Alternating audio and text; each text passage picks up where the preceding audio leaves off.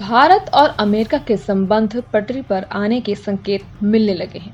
पिछले 48 घंटों में कुछ ऐसी चीजें हुई हैं जिससे लग रहा है कि दोनों मुल्क रिश्तों को ठीक करना चाहते हैं।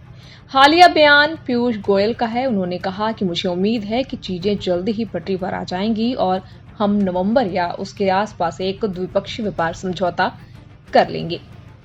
भारत और अमेरिका के संबंधों में कड़वाहट चल रही है। टैरिफ और राष्ट्रपति डोनाल्ड ट्रंप की बयानबाजी इसकी वजह बनी हुई है। हालांकि अच्छी बात यह है कि रिश्तों में दरार वैसी नहीं पड़ी कि इसे ठीक न किया जा सके। दोनों ही ओर से अब संकेत मिलने लगे हैं कि रिश्तों को फिर से पटरी पर लाने की कोशिश की जा रही है। पिछले 48 घंटों में कुछ ऐसी चीजें हुई हैं जिससे कहा जाने लगा है कि भारत और अमेरिका के संबंध फिर से बेहतर हो सकते हैं। हालिया बयान केंद्रीय पीयूष गोयल का है। उन्होंने मंगलवार को वार्षिक वैश्विक निवेशक सम्मेलन में 2025 में कहा कि मुझे उम्मीद है कि चीजें जल्द ही पटरी पर आ जाएंगी और हम नवंबर या उसके आसपास एक द्विपक्षीय व्यापार समझौता कर लेंगे, जैसा कि फरवरी में हमारे दोनों नेताओं ने चर्चा की थी।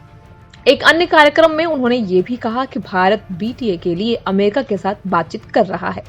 व्यापार अनिश्चितताओं पर पीयूष गोयल ने कहा कि यह दुनिया भर में अस्थिरता का दौर है, लेकिन यह आधे भरे गिलास की कहानी है। उन्होंने आगे ये भी कहा कि ये सभी मुद्दे व्यवसाय के लिए ढेरों अवसर लेकर आते हैं। गोयल से पहले अमेरिका के ट्रेजरी सेक्रेटरी स्कॉट बेसेंट ने ये कहा कि मुझे लगता है कि भारत दुनिया का सबसे अधिक आबादी वाला लोकतंत्र है। उनके मूल्य चीन या रूस की तुलना में हमारे ज्यादा करीब है। मुझे लगता है कि दो महान देश इस समस्या का समाधान निकाल लेंगे।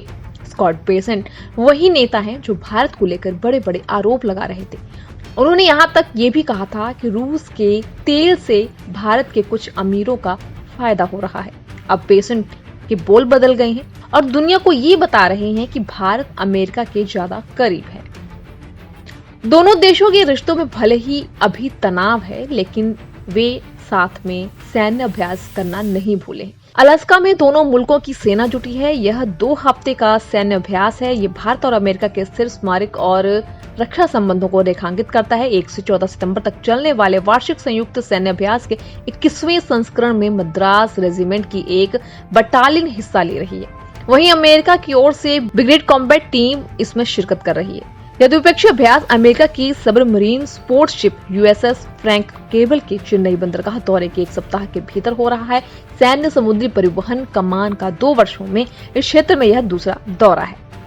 चीन की विक्ट्री परेड में भारत शामिल नहीं हुई। चीन की अगर बात करें तो चीन की राजधानी बीजिंग में 3 सितंबर यानी आज विजय दिवस सैन्य परेड आयोजित हुई। इसमें 25 से ज्यादा देशों के प्रमुख शामिल हुए। भारत ने इस परेड से दूरी बनाई। ये परेड एससीओ समिट की ठीक बात हुई।